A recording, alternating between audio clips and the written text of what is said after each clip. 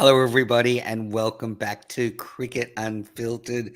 I am Menners, and we are on the verge of so much cricket action with Australia set to take on England, Australian women's team set to take on New Zealand, and local cricket kicking off with the domestic one-day cup starting this Sunday.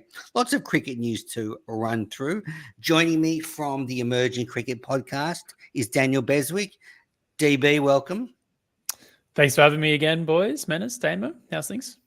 Great. And the other panelist tonight is Damien Watson from SEN. And I was just listening to him before we started interview Sam Newman. Now, overseas listeners will not know who Sam Newman is, but he's a former AFL player, but he's one of the most controversial figures in Australian media. And I was wondering, how is Damien going to handle this firebrand? And Damien just disarmed Sam Newman, got him talking about his family, football. I mean, normally Sam talks about politics. But Damien, good job. What was it like to have one of the, for overseas listeners, Sam's one of the biggest was one of the biggest media personalities here before he got chucked off everything. No, it was good to have him on.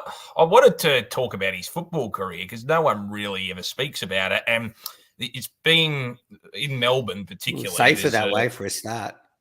Yeah, there's been an anniversary thing on the footy show because it's been 30 years since it started. That's rated very well here in Melbourne. So I thought we'll talk about his footy career because it was 60 years since his debut. So it was good to talk about something other than his media stuff and probably about politics as well. It was a different side to him, which was good. Yeah, packed show. I saw this on SEN for you last night. NFL, all sorts of stuff. But with Sam Newman, for everybody, maybe overseas listeners don't know this, but he was a very good friend of Shane Warne's. They were great mates. Golfing buddies. Close. Exactly. Yeah, I haven't finished yet, but did you ask Sam his thoughts on Welcome to Country ceremonies? Oh, no. No, that came up on his podcast, I think, earlier today, because that's been a talking point in the AFL, because I think one of the Welcome to Country participants on the weekend made a bit of a political speech. So, yeah, it's I think he created controversy last year too, didn't he, saying they should boo during it. So, yeah. No, I kept it about football. You know me, Menners, I play it safe. Yeah, good stuff. And we will not be talking about Welcome to Country ceremonies on this podcast because there is so much cricket news to get into. We're going to wrap up the T20 series versus England, preview the one-day series. There's a bit of news coming out of the Australian camp. But before that, I want to start with a question from a very loyal listener. Pritam has asked me, and I thought it'd be a good opportunity for you two to weigh in on this as well. He's written, Border-Gavaskar trophy is now as big as the Ashes. And then he's asked me, ? If I agree. I mean, and this is now he writes, the build-up has started with months remaining for November 22. Radio, TV, podcast, X, everywhere. Everyone seems excited. Can't wait for it to begin. So, Pritam, good question. But I have to say, I don't think the Border-Gavaskar trophy is as big as the Ashes yet. And I guess the way I can describe it is the way India is about cricket all the time is the way Australia is when the Ashes is going on and it's a competitive series. Whereas, so that means, you go down to the street, everyone's talking about the Ashes. Whereas the Border-Gavaskar trophy just doesn't capture the imagination of the whole Australian public quite as much as the Ashes. There's not a big difference, but there's still just a little bit more in the Ashes. I guess, Daniel, what do you think? I think you're pretty much spot on. I'd have it about 90% how significant the Border-Gavaskar series is in context of the Ashes. And I think your example there pretty much sums it up. I would add that the sanctimony of England over the last couple of Ashes series and them talking about revolutionising the game and then saying that COVID series didn't count, I think, if anything's probably amped up the Ashes series even more. And, of course, the spirit of cricket discussion that happened last year. So that probably, I think, automatically puts it ahead of Border-Gavaskar at this point. But in saying that, I think it's getting closer every single series that we have, especially with Border-Gavaskar and now with the 5-match series as well. So it might not be like this forever. That's probably the only thing I'd add. Yeah, I hate to be boring, but I agree with pretty much everything you guys said. And compared to what happened 25 years ago when the Indians came out here in 99, 2000 summer, it was, the Australian cricket summer is always a big deal, but remember it was just the 3 test matches and Pakistan was the lead up with 3 test matches. Now it captures the summer on its own. So it certainly has increased in interest. You didn't see the Indians didn't really come down here all that much in the 90s, did they? They came in 91, 92. That's right. And that was it for about 8 years. Yeah, and even when we went over there, it was usually a pretty small series. So things have changed dramatically, and it's certainly getting bigger and bigger. I think you're at 2023. It's the casual fans, isn't it? It's the fans that sort of, who are, as I said, casual with cricket. They get roped into the Ashes. Like everyone was talking about, Bairstow Gate last year. Yeah. Well, it actually transcended society in a way. Everyone was talking about it, even if you weren't necessarily a cricket fan. And I think 2023, if possible, reignited what is already a pretty big rivalry. So it's certainly still, to me, the pinnacle because of the history and tradition behind it. And there's always a layer of emotion that you just don't get maybe as much. But I think Daniel's right. It is growing, and it may not be always that way effectively in that ranking.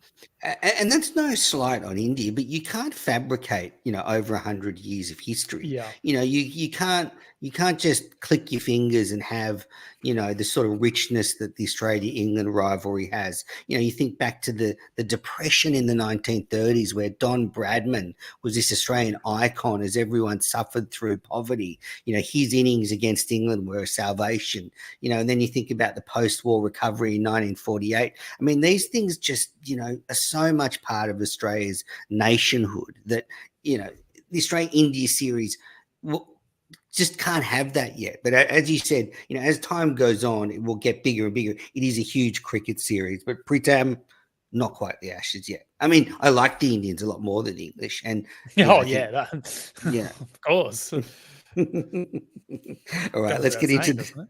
I just want to say, I get a lot of stick for being an English hater, but if you put your ear to the ground and hear a lot of people talk about the English team in Australian cricket, a lot of the sentiments are very similar to mine. Maybe they're a bit more, they hold back a bit more, but a lot of people are triggered by England's sanctimony and pompous attitude. And it's not just me, Anyway,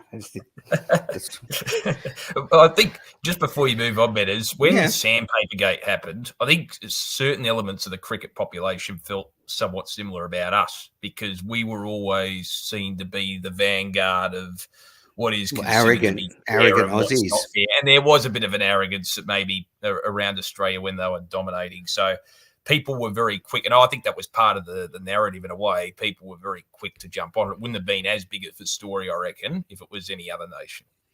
Yeah, definitely. All right, let's get into the headlines brought to you by Piccolo Podcasts. So Australia played T20 series versus England since the last show, and it ended 1-1 after rain saved England at Old Trafford.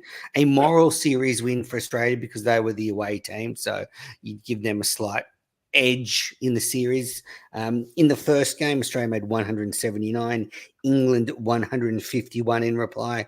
Travis Head continued to smoke them, 50 off just 19 balls, then went on to finish at 59 off 23 balls. Hit 30 runs off one Sam Curran over. Matt Short, 41 off 26. Josh Inglis, 37 off 27. And, really good innings in the top order. And Damien, I really like that combination of Matt Short and Travis Head at the top.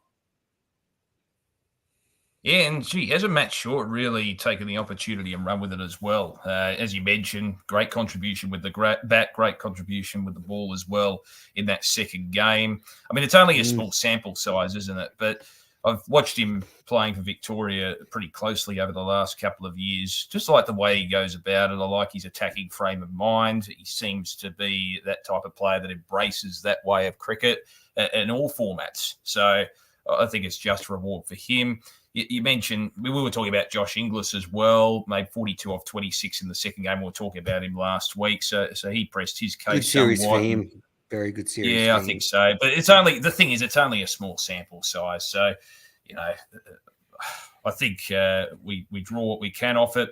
Aaron Hardy as well was pretty good in that second game when he was out there, albeit for a short period of time. So there's certainly some promise there coming through. Did it generate a lot of interest? I'll turn to you, Daniel. Did it generate a lot of mainstream interest? It's been hard, isn't it, because the footy finals are on. So I don't know what it was like over in England, though. Maybe it generated a bit of interest there. I doubt it, but I will say that I think from an Australian point of view, I think we got a lot out of the matches. The one days might prove to be a little bit more captivating in terms of potential audience, but I think, I mean, it's not necessarily a massive deal that it doesn't get as much cut through here in September as it would, say, in a T20 World Cup or a Cricket World Cup year. So, I mean, it's obviously not ideal because we want, plenty of eyeballs and attention, but there are going to be times in the schedule where, it might not come to fruition, and then the rain played sort of and intervened a little bit as well. It just felt like, I don't know if this is one thing that I picked up on. I don't know if you guys felt the same, but I'm not sure if it's Southampton or it feels like even with the lights during the night games, it looks really dark. I'm not sure if the Getty photographers and I'm just looking at photos and highlights and stuff. Well, maybe I've got to turn the brightness up on my laptop. I don't know. No, I will say we take for granted how good the quality of lights are here on most grounds, because we have such high quality stadiums used for a lot of sports, but they quite probably might not be as good as the lights we use here. And you actually hear that quite a bit. Certain grounds are harder to see at night, but on the series, I mean, in that first game, Australia fell away to spin in their innings. They probably should have made more than 179. Again, the same thing probably happened in the second game where they just lost their way a bit in the middle. And probably should have got more runs and ended up losing that game. So I guess that's still an area of concern for Australia, those middle orders, when they come up against teams with good spin. And Adil Rashid's a good spinner, but he's anyway, I just think maybe Australia needs to work on that. I mean, who'd they lose wickets to? They lost wickets to Livingston even took 3 wickets. So I would say that's an area. Tim David took a great catch, a match-winning catch even off Liam Livingston, I think, in that first game, running back towards mid-wicket. He's not the best fielder, so that was good to see him take a really good one.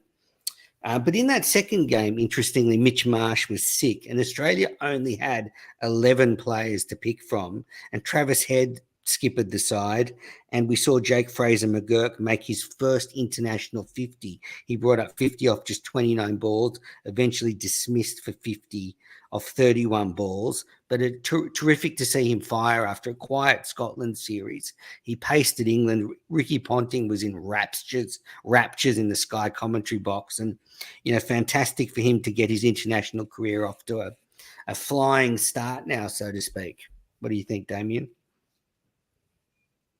Yeah, and I think it's a good confidence booster for him as well, because, he had that blaze of glory surrounding him at the start of the calendar year, and then the consistency fell away a bit. So I think it's always good to dust off the cobwebs of international colours like that. I think it'll really help his confidence going forward. There's still a lot of scope for improvement in regards to his consistency, but it's the best possible start for him in international colours. And I think it's especially considering how well Short did at the top of the order. They're probably vying for one spot at the moment.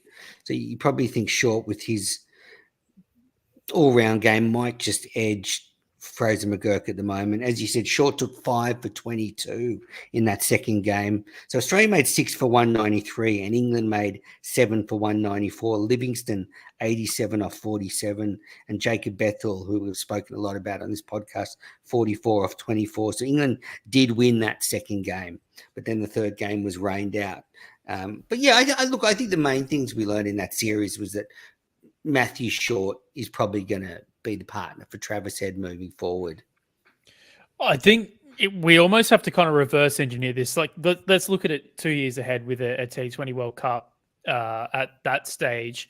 And the questions that we still need to answer is, as you said, against spin and in the middle to latter stages of the innings. It might be a case where we do have to work it backwards and work out who does well in that phase of the game, and then whoever's kind of left goes to open the innings, because I think Josh Inglis could also open the batting for this team as well. Jake Fraser-McGurk coming at 3 also could too.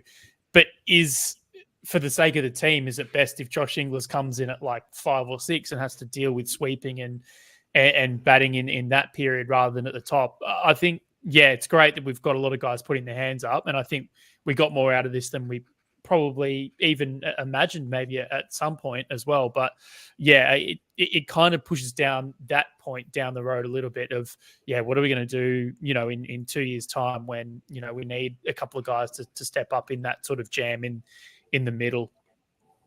I mean, it's a pretty powerful top 5 when you look at the names we've got. Head, Short, Marsh, Fraser McGurk, Maxwell, a lot of hitters there. All right, so that's the T20 series, finished 1-1.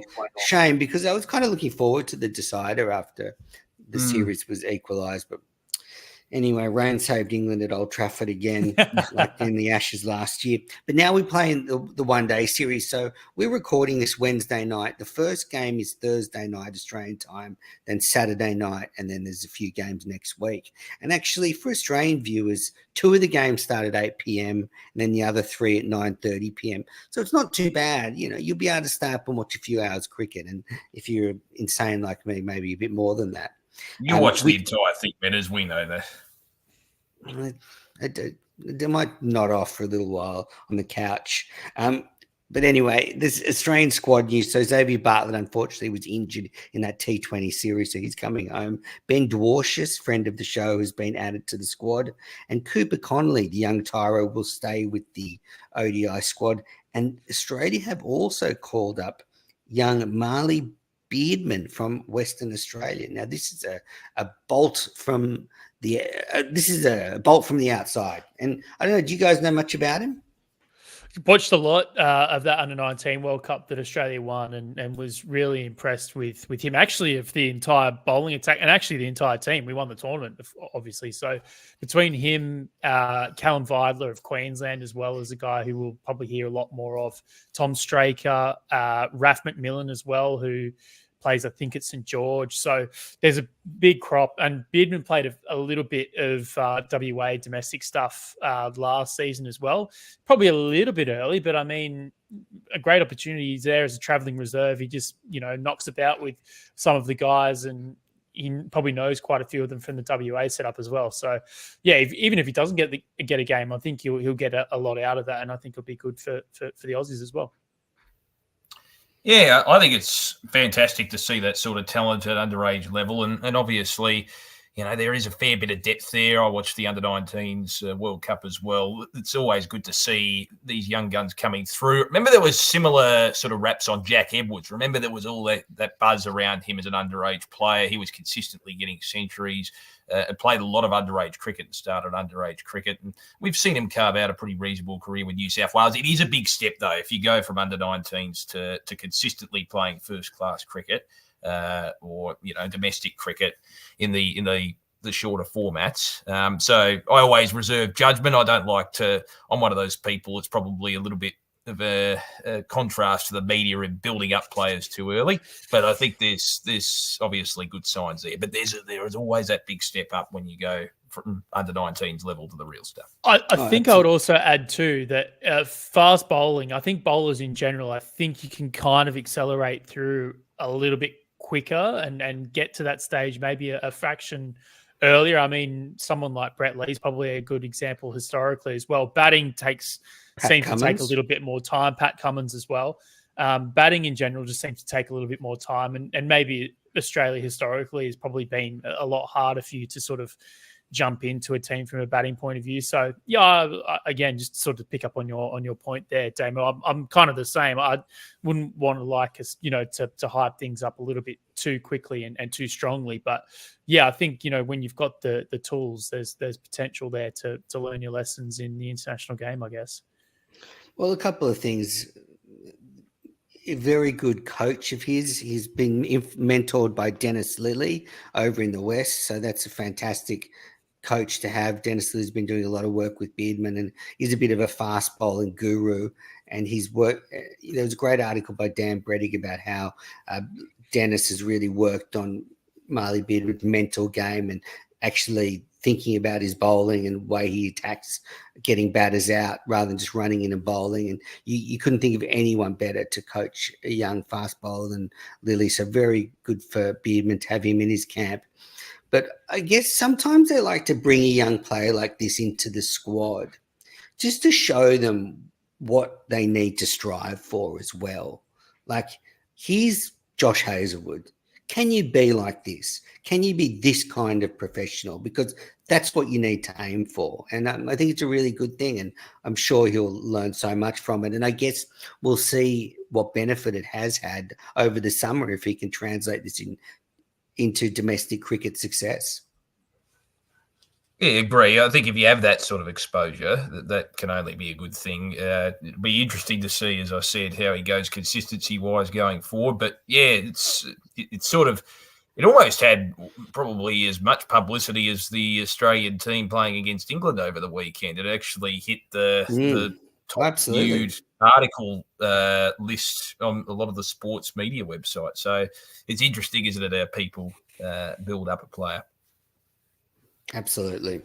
All right, we're going to take our first break on this episode of Cricket Unfiltered. We'll be back with more cricket news in a moment. Don't forget, there is an ad-free version on Patreon of this podcast. So if you want to subscribe on Patreon, the link is in the show notes. It's a great way to support the show, and you don't get any inserted ads. Also, Mad Manners Weekly made its debut this week. So the first episode was about the possibility of this Australian Test team falling off a cliff.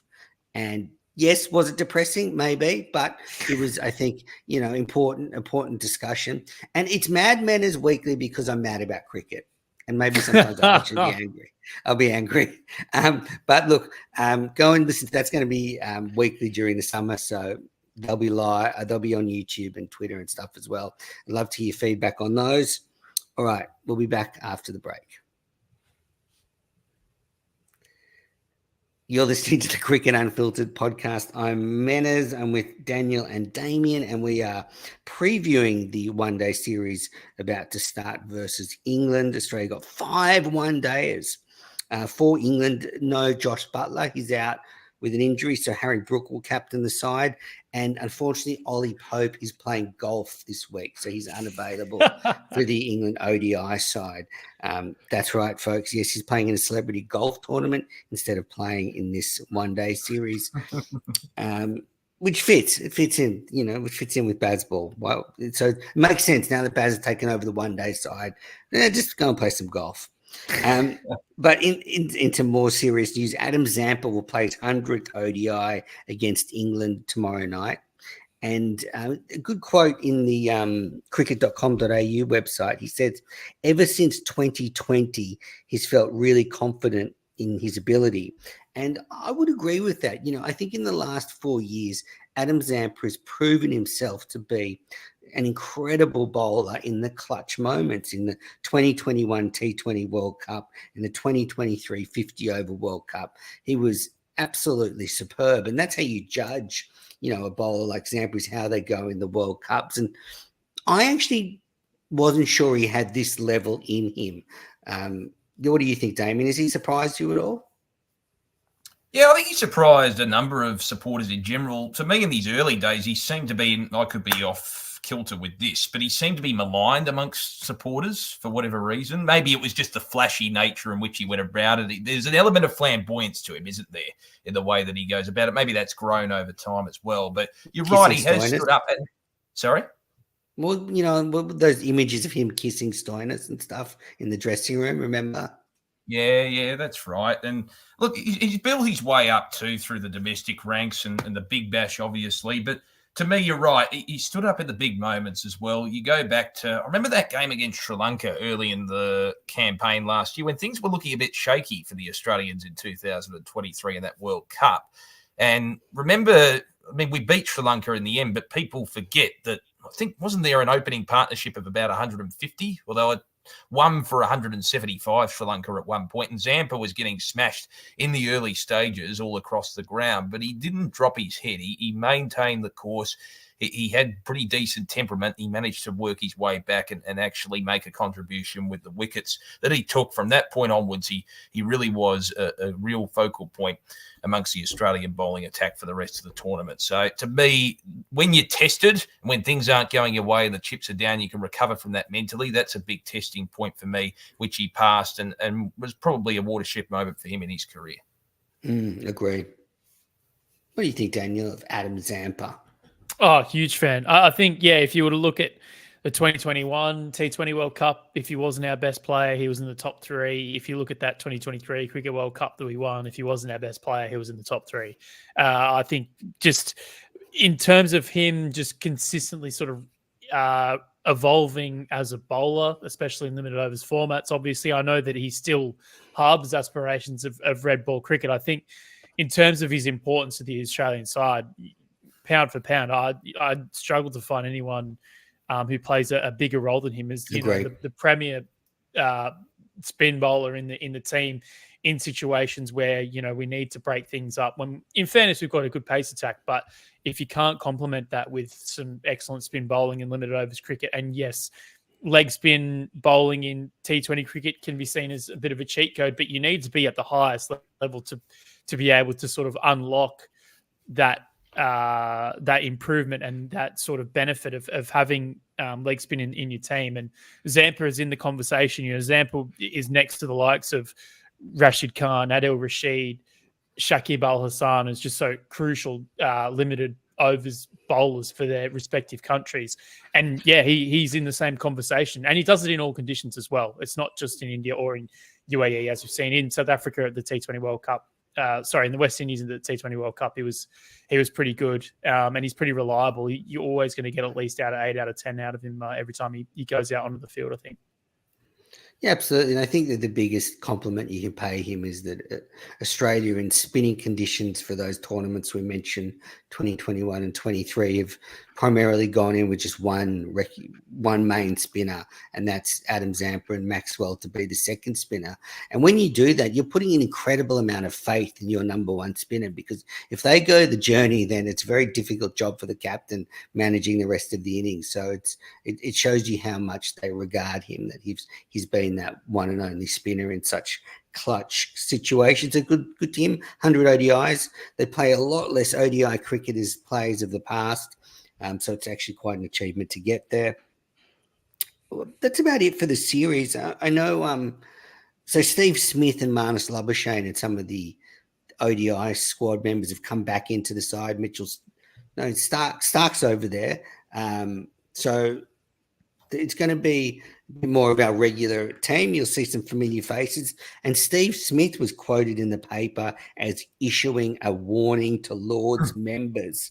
He has said, he said, I'd say people would want to be careful. The ones that got stuck in got booted, Smith told the Daily Telegraph. So I assume people would want to be pretty careful, but I don't know. We'll wait and see. I have to agree. I think the Lord's members better behave themselves because they could find themselves chucked out. I agree, but I'm interested to see what the reaction is. You're only fueling the fire by bringing it up in conversation. That's probably my only point, Damien. I don't know what you think, but I don't know. I'm just trying to put myself in Smith's shoes in this situation, and I'm thinking the last thing I want to do is just to bring it up again, because that would only bring more resentment, I feel, anyway. They should all walk through. They should all have their iPhones out, or they can't. They should have something out and just be able to just have the Bairstow run out on loop for like the whole time they're playing. Just, or walk in with the newspapers about the day. Like the Aussies should give it back to the Lord's members. Well, this is the thing. I think as a supporter, and even if you're part of the marketing of any sort of series going forward between the two, I think it's a great thing, isn't it?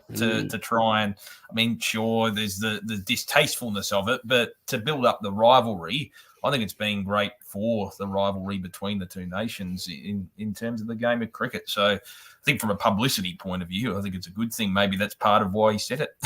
Yeah, exactly. The Aussies should start man-catting some of the Poms and see what happens. See if they can really get the Lord's crowd going. Yeah, jam and cream scones being thrown at Steve Smith. Are they going to make up the names of some of those Lords members again, like they did last year? Was that report? Yes. Just make it the 12th man named Sir Anthony Hard-Boiled Egg, I think, was one of my personal favourites talking about the... All right, and last bit of news out of the Australian camp. Robert Craddock floated a rumour on Damien Watson's network, SCN, with Gerard Whateley, that Mitch Marsh is being considered as an opener for the Australian side, that they're thinking of. There's been some discussions around whether he could do it right-handed to complement Usman Khawaja. And I sort of thought about whether this is a good idea or not. And I guess a couple of things. Firstly, you can sort of say now Mitch Marsh is not really an all-rounder. Cameron Green's the all-rounder in the side. So what you need Mitch Marsh to do is bat. So, he needs to be holding his spot as a batter.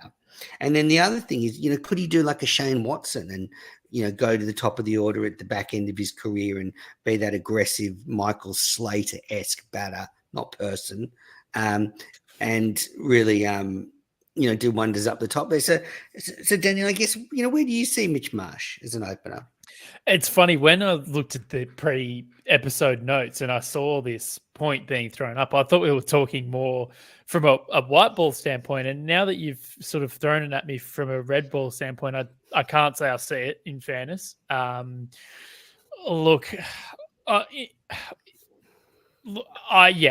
got to say I don't see it. I'd actually think that Cameron Green technically would be a better opener than Mitch Marsh if you were to put them, say, next to each other, and if pound for pound in terms of batting against the red ball. And Cameron Green has a little bit more experience batting at the top of the order in Shield cricket, I would suspect, without looking at the numbers. So I don't see it. If it happens, look, if they see something. Yeah, if they see something, I'll say no. All right. Yeah, it's all right. You can say no. It's all right. It's cricket unfiltered. You don't have to hedge your bets. Damien, I mean, you can hedge your bets. I've done it many times, but you don't have to. Well, I think, I don't see it either, only because I'm not sure if he's shown enough consistently at the top of the order since. I mean, we saw the heroics, obviously, in 2023 in the Ashes, where he reinvigorated his career, but not sure if we've seen the consistency and temperament since then on a pretty regular level. I think it was you, Manners, that mentioned Nick Maddinson as a potential smoky a couple of weeks ago, didn't you? I wouldn't rule that out at this point. It really does depend on what happens, I think, in the Shield, as it should be, in the early part of the summer. Well, no, sorry, you go, Manners. It would appear, though, that they're locked in on starting the summer with this 6 in some order, whatever order that is. So is it Smith still at the top there, or is it Head or Mitch Marsh or whoever it is? I mean, we have all backed a different opener. You could make a case for Marnus, Green, Head, and Mitch Marsh. One of them needs to take it out of the coach's hands. Say, I want to do it. Like Head's a leader. He should just go in there and say to Macca and Pat, "I'm going to do it. Stop messing around. I'll do it."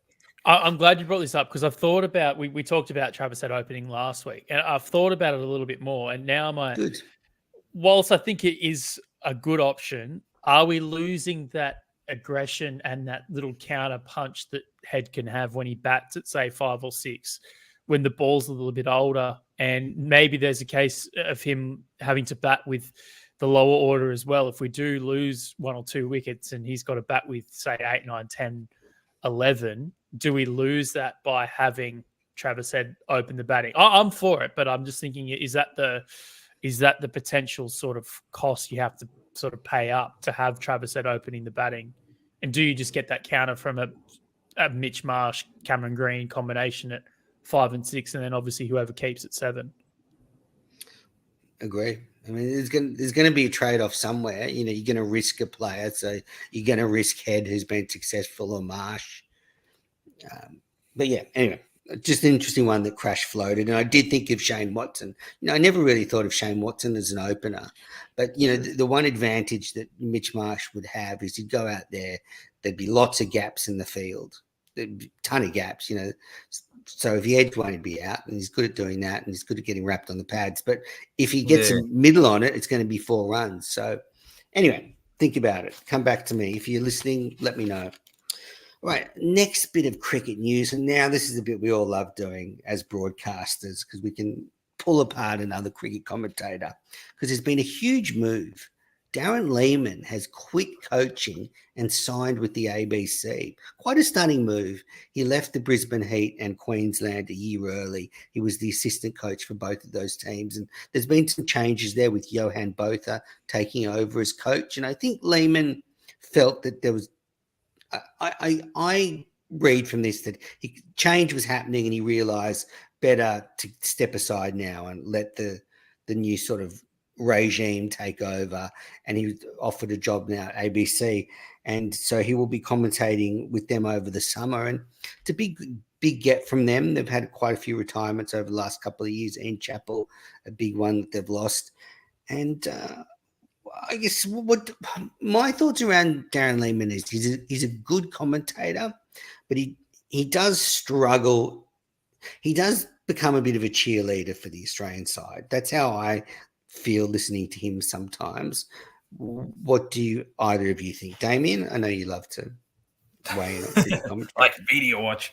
I see your point, and I've noticed similar things. Maybe with the fullness of time and with greater experience as well, you know, because he's a bit more removed now from the Australian lineup. It's been a while since Sandpaper Gate and his time coaching. Maybe he will step back a little bit and go in without fear or favour to a degree, which is what you want. You want an honest opinion. So I think I'd give him a chance. The ABC, maybe they got a lot of funding or something this year to afford. It's weird. I didn't get it. It's weird. I didn't get any call. Like, I don't know. I must have missed a message or something. Like, it's weird. No, because you're right. With Ian Chappell retiring, and I know Chappelli sort of went around a bit. He was at Macquarie Sports Radio before they went bust, and we know about his opinions. And I always enjoyed Chappelli, just for the record, because he wasn't. You won't get this from Buff. You won't get that from Buff. You won't get that sort of a service. Well, that's the thing, and it is hard to replace someone like Chappelli. Whether you liked him or hate him, he did generate a lot of content based on his opinion. So, although he did have an agenda sometimes based on who he got along with, so it does depend on what happens. I think with the fullness of time, I'd hope he'd be happy to go without fear or favour in making a comment on what happens on the field. At least he will be relatable as well. That's one thing I do like about Buff. He's a relatable character from where my dad grew up, out in Elizabeth Way in northern suburbs of Adelaide. So, yeah, it'll be interesting. Are you a Buff fan, Beswick? I think I'll enjoy his input in the commentary stakes. Again, like you, Menas, I was a little bit intrigued by this move. One, the timing, and two, Australia's public broadcaster funded by the taxpayer is allowed to sort of bring someone in. But I think it will bring... What the fuck is wrong with you guys? Worrying about, like, as if he's not being paid that much. Come on. Well, but you got to ask what's the money? Yeah, I am being a little bit facetious, but I'd have to wonder, just from a financial standpoint for him. I mean, have you heard how shit some of the... Sorry. No, but I'm saying, like, in comparison, some of the commentary on ABC hasn't been that great. So I think cricket broadcasting on the ABC is an institution that should certainly be like, that's what they should be spending money on. Like, there's a lot of trash that comes out of the ABC should be directed into cricket commentators. Us, for example. Yeah, but the reality is these days there's so many other commentary forums. It can be hard to justify putting taxpayer dollars into, and we got three done by about 20 other institutions around the media. But there is something. You when I'm walking around, no one says to me, "Oh God, the SEN commentary is good," or "God, Triple M's commentary is good." They might stick it on by accident if they're driving. There's something about cricket on the ABC. I agree about the traditions, but we're in a cost of living crisis at the moment, man. You got to look at it from that point of view. I know I'm not trying to save cricket commentary. We have to save cricket commentary. Yeah, I know, but there are greater priorities in life. Believe it or not. It is hard to believe sometimes. I am looking forward to Buff in the booth. I think he's very much a player's coach when he does coach. I think if you're in a good side with good players in the management, he's a great guy to have when the chips are a little bit down and you've got to fix a couple of things. I don't think it's gone as well. It's been a bloody roller coaster for Buff over the last 5 years, right? Or 6 years from Cape Town to the Heat and sort of everything in between. Heart attack.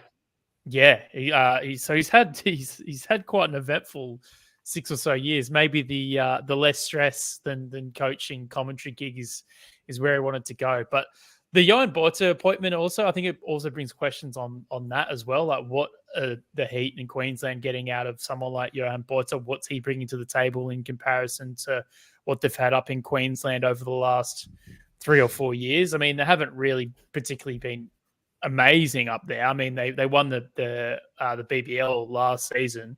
I think Wade Second was the head coach, right? So Lehmann was still, and then they made him reapply for his job. Yeah, so I don't know. I don't know what's going up there either. But yeah, fair play to Buff. Nice little tree change for him, I guess. But overall, with Queensland cricket, Menners, overall with Queensland cricket, I mean, you're right. There's still room for improvement. This is where Damien gets into his element, domestic state cricket. But compared to maybe compared to other states, like they've been going better than Victoria. It is interesting, though. It is a bit of a changing of the guard there across all forms, as you mentioned. Both are coming in. I know Ashley Nofke's leaving the women's team. He's been there for ages and has taken them to a bit of success. And there's the whole backstory of funding and what's happening with the Olympics, etc. So, and the venue, the Gabba, is it going to get cast aside a little bit? So it is a bit of an interesting time. Whether that affects anything on field remains to be seen. So a lot went into that Lehmann decision. He was like, these Olympics coming, I'm out of here. Lehmann is one of the best blokes in Australian cricket, so it's great to see him commentating. He's a terrific fella, and I'm looking forward to hearing him. With the stuff at Queensland, the only thing, and Crash was talking about this a little bit, actually, with relation to other sports, you can get a little bit comfortable in Queensland because, get this, it's like a really great place to live, and everyone's like happy. So like they get up and they're at the beach and, so there is some element that people think that can take away from the competitive edge at sometimes. So maybe that's why Johan Botha has been thrown in, just to shake it up with that South African ruthless streak. If there's anything true to that, though, Menners, then they would have been poor for years and years and years. So I don't know if that's really a true thing, in my point of view. Well, time will tell. Good cliche to end that statement. All right, we're going to take our final break. Then we'll be back with a little bit more cricket news and then Can't Let It Go.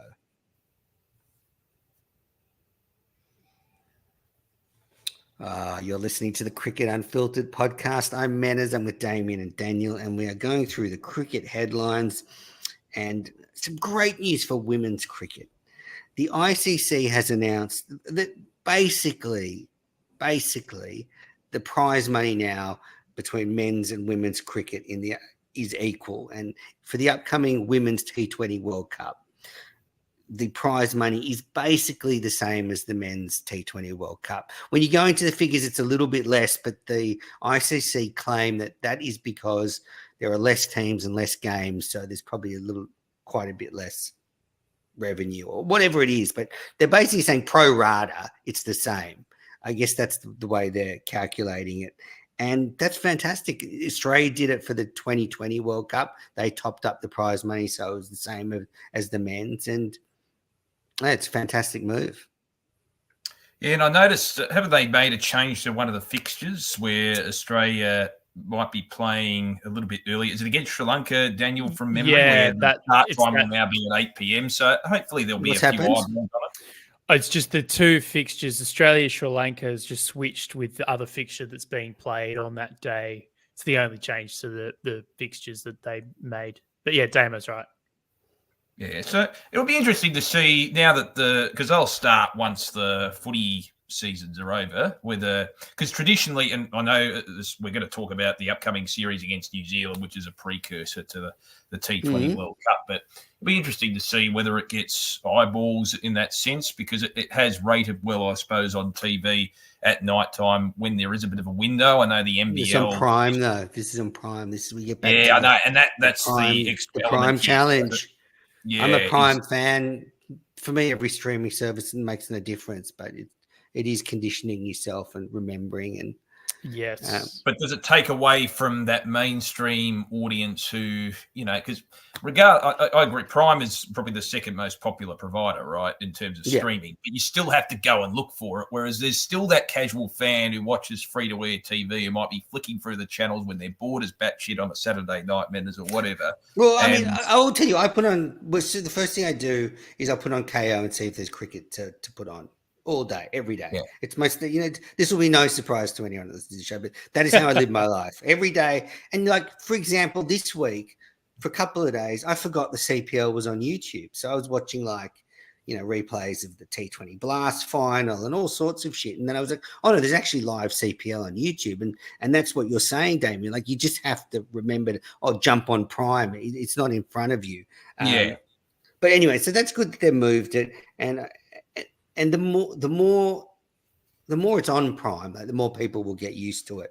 But it's going to be a big challenge. And I just think it's fantastic that they've equalised the prize money because, the Australian women's cricket team, it's good for them. They're going to win it, aren't they? I mean, there's no chance of anyone else. They've won 3 in a row. I don't know if they're as dominant as they were a couple of years ago. Well, 2.5 million. It's 2.5 million almost if you win. So, how many is in the squad? 15? That's a pretty tidy, what's that, 150 grand each? Well, and they're getting very good contracts now compared to what they used to, even at domestic level. Most domestic players now can earn a living out of just playing domestically alone. So, and all the T20 domestic leagues as well. Yeah, well, we've seen players, who can't get to the Australian side, like Amanda J. Wellington, sort of go on the franchise cricket circuit and they make a heck of a lot of money. So, yeah, I think it's great. Now, Australia taking on New Zealand in the first of 3 T20s starting Thursday night Australian time. That'd be fantastic. So a lot of great cricket over the next week. Australian women's team warming up for the T20 World Cup. With this series against New Zealand. Phoebe Litchfield was interviewed on cricket.com.au and she was talking about how she's trying to grapple with the mental game and the ups and downs of international cricket. And I thought it was a really interesting article because, Phoebe has been on the show before and I've commentated on quite a few games of hers and talked to her a lot about the mental game. And, she reminds me of a young Shane Watson. And, I hate to sort of compare men and women, but there's a real similarity to me in the way Shane Watson used to put too much pressure on himself to succeed. And he said in his book that it was only towards the end of his career he learned actually to grapple, to deal with that and be able to take the pressure off himself, and he performed much better. And and Phoebe Litchfield has said to me that it's one thing to sort of say you want to do that, but it's another thing to be able to do it. It's easy to say, I'm not going to worry about it. But when you're playing international cricket, of course you're going to worry about it. And it's a very natural thing. But I think we've seen sort of the green shoots in the last 6 months of her leveling out at international level. And I just cannot wait for this T20 World Cup because I think it promises to be her breakout tournament. I think outwardly she seems pretty calm though, Daniel, doesn't she? Yeah, I think it probably comes from just being such a high achiever in her life growing up. I mean, she's obviously always been the sort of best cricketer, women's cricketer in her region. She's probably played a fair bit of sort of men's grade cricket and probably done a pretty decent job as well. I think the pressure kind of comes with expectation sometimes. And when you have been kind of touted as the next best thing for as long as she has now, I think it is probably hard to let go of those pressures. No doubt. I think ultimately she was probably the first player coming through that was so young that had so much hype at such a young age. I can't think of really you're right. Maybe Meg Lanning to a degree because she was. No, you're right. No, you're right, Damien. There haven't been any women's cricketers like Elise Perry because she was a dual international, so it was different. No one, you're right, has come through and she was in the bushfire game and Lara said all that stuff said about her. So you're right, Damien. She is probably the most hyped female cricketer in Australian history. Well, she was 16. Remember that? I still remember that breakout game in the WBBL when she was 16. I think it was the opening game of the season, and she made a 50 and made some pretty seasoned campaigners look silly out there. So, and she still had that youthful exuberance about her. She seems to, maybe growing up in the country near Orange, she's got that calm disposition. She seems outwardly, I'm sure she has internal pressures, and she's spoken about it with you, Metters, but outwardly she seems pretty calm out there. And she seems like a cricket nuffy as well. Like she seems to always, she spoke about her admiration of Meg Lanning and asking her out on the field, is that your favourite shot? Things like that. She seems to be very enthused about the game, which is what you love to see. And I think she studies communications at uni too. So she's growing in developing herself and the way she conducts herself in public too. Yep, indeed. Great guest on Cricket Unfiltered. So anyway, looking forward to the series versus New Zealand, then the World Cup. And think we can beat New Zealand, Metters? Oh yeah, I think we'll smash them. So it'll be a walkover.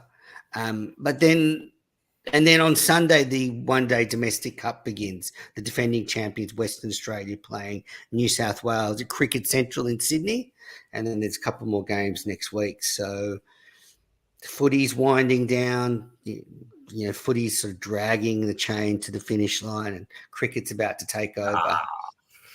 You're such an anti-football type. I'm being sarcastic. I mean, even I was swept up in the Brisbane Lions knocking out GWS. Yeah, in front of not a big crowd. But anyway, that's another. Anyway, cricket's coming to the end. Sorry, footy's coming to the end. Cricket's winding up. Best time to listen to Cricket Unfiltered. And in that vein, let's get to Can't Let It Go. A little bit of cricket news you just can't let go through to Josh Inglis because he doesn't drop them. This time I will actually cue one of you up rather than just leaving you hanging like I did last point. Daniel, do you have a Can't Let It Go this week? I don't think so. Okay, I think I'll give Damo the new ball this time. I got a couple of little ones, given we were talking about women's cricket before. One Can't Let It Go I gave a couple of months ago, Metters. Josie Dooley, of course, had a very, very debilitating stroke. Very sad story, really. A young person in their prime. She was out on holidays surfing in Hawaii and all of a sudden suffered a stroke at the age of 24. That was dreadful news. But I noticed last week, Metters, she completed, there were doubts whether she would function normally again and walk again and things like that, as is often the case when you have a stroke. Well, I think she completed a bit of a mini, not a marathon, but a bit of a run, 5-kilometre run or something, an event that was conducted in Brisbane from memory earlier this week. I couldn't do that. So she was able to run unassisted. So that's good to see. And the teammates have been getting around her as well. So hopefully she can make close to a full recovery again. Obviously a long way to go, but I think it's a great story. Isn't really getting a lot of attention. I think it's quite inspirational what she's doing. You got to remember she was 24 in the prime of her life. So yeah, best of luck to her. And I noticed too today, Metters, on the cricket.com.au website, they're doing some sort of behind the scenes documentary into the women's cricket team. I'm looking forward to it. I hope it's just not another puff piece, though, which sometimes can happen. It'll be interesting to see what it's like anyway. I like my documentaries. Yeah, test style documentary. Yeah, I wouldn't mind seeing a bit of conflict in the rooms. Yeah. So another Daniel, kicking of the bin, please. Yeah. So Daniel, you don't have anything like a Mongolia or some like emerging cricket nation? I'll say, have you guys seen the Tasmanian One Day Cup kit this season? It looks dope. That's probably my yes, I have. It's a throwback to 20 years ago in the ING Cup, isn't it? Yeah. That's right in our kind of childhood nuffy region, Damo, I would suspect. So it's an easy win for our generation, I think. Nothing really in the emerging side of things. Right, well, UAE not picking Vrida Aravind. I don't know what's going on over there. That's my Can't Let It Go. I'd love to know. Well, great. No one understood a word you just said. That's okay. Thank you. All right, my Can't Let It Go is Gloucestershire won their first T20 Blast title. And Cameron Bancroft, our very own Cameron Bancroft, was a star. He made 53 in the chase of just 125 against Somerset. It was an upset for Gloucestershire. They barely qualified for finals day, but then went on to lift the title. As I said, their first ever T20 Blast. And I have to say, the Blast is better than the 100. There's just something about it. I don't know what it is. Get as much publicity, though? It seems to. I just think it, I don't know, it just feels like cricket to me. You know, Gloucestershire beating Somerset feels better than the Spirit beating the Invincibles, or whatever it is. I mean, I'm not saying that the 100's bad. I'm just saying there's something charming about the T20 Blast. Fair enough. You know, can we talk about yes. Wrexham owners McConaughey and McElhenney in discussions to take mine ownership of the Welsh Fire 100 franchise? That came up this week. I didn't hear that. Very briefly, yeah. There's been communication between the two parties, so I don't know what to make of that and what the legalities around that, but that's something to keep in the back of your head. Well, I'm not a football fan, but I do know that they've done extremely well with the Wrexham Football Club, and there is, I have to say, if you're a player thinking about signing for a side and you got to decide between two and one of them is owned, and you're getting paid about the same, yeah. and one of them is owned by Hollywood stars and one of them is just owned by some billionaire, you know, who would you rather like hang out with in the dressing room afterwards? You know, Deadpool, isn't he Deadpool? Yeah, he's Deadpool, yeah. Or the guy from That's Always Sunny in Philadelphia, isn't the other guy? Yes, spot on. Nailed it. Yeah. Great. Good one. We got there, Daniel. And I've got one more, can't let it go. Brad Hodge booked for the podcast, so he'll be coming in next week at some stage. Big fan of Hodgie. We'll get some stuff out of him. Yeah, worked with Hodgie. Good guy. Okay, name dropper. Should I tell him? He does. I'll go into bat for Hodgie because I don't know. I feel like sometimes he's people don't understand. He thinks about the game and he does more study about the game than I think people think. And I'll leave it at that. Okay, well, we'll find out next week. I'll put him through his paces. So, Daniel, where can the listeners connect with you? Is there an emerging cricket podcast coming? Now's your time. Plug it. One's just dropped. Looked at a couple of sort of issues from the emerging game, emerging cricket, wherever you get your podcasts, like you listen to Cricket Unfiltered, just to subscribe to both of them and you get double the fun. I'm sure the listeners will want to hear more about the UAE team and who they're not picking and not picking. Yeah, free for each. I'm going to start a hashtag today. This is an absolute travesty. DG Bezic one across Twitter and Instagram, and wherever you find me on social media, I'm probably there somewhere. As much as a cesspit that Twitter has become, X has become, still vent my spleen there. It's got to be XXX rated Twitter, but it's still a great place for cricket forums. Damien, where can listeners find you? And listeners, go to the Sporting Capital on SEN and listen to Damien taking on one of Australia's most acerbic media minds. It was two greats, Watson and Newman, coming together. It was magical. Anyway, I had a lot of fun with it. At Damo, I think he was quite taken aback by your sincerity, I've got to say. I think he was waiting. He was waiting. Okay, well, this guy's actually being nice to me. I'm not used to this. Was I too sycophantic, do you think, Menders? No, because that's your character. So, you know, and there is, you know, sometimes you catch more flies with honey. No, I was being genuine because he could have easily said no to a chat. So enjoyed it. I didn't talk about cricket sadly on the Sporting Capital. Maybe I should have, Menners, but anyway, stuff. Anyway, where can listeners all about AFL in Melbourne at the moment. Where can listeners find you? At Damo_Watts on Twitter. If you trawl through the Elon Musk stuff, he seems to be tweeting every day about Trump and all that sort of stuff. So, yes. I wonder who he wants to open the batting. Oh, you should ask him. He's a cricket fan. Yeah, he's somewhat of a cricket fan, I think. He'd have an opinion for sure. If you asked him, he'd say, "Oh yeah, Smith should open." He'd be able to tell you. Ask him who was a better fast bowler, Alan Donald or Glenn McGrath. Yeah, McGrath. All right, listeners, thanks for tuning into Cricket Unfiltered. Remember, rate and review the podcast. Share it with your friends. And Mad Manners will be back early next week and then regular show next week.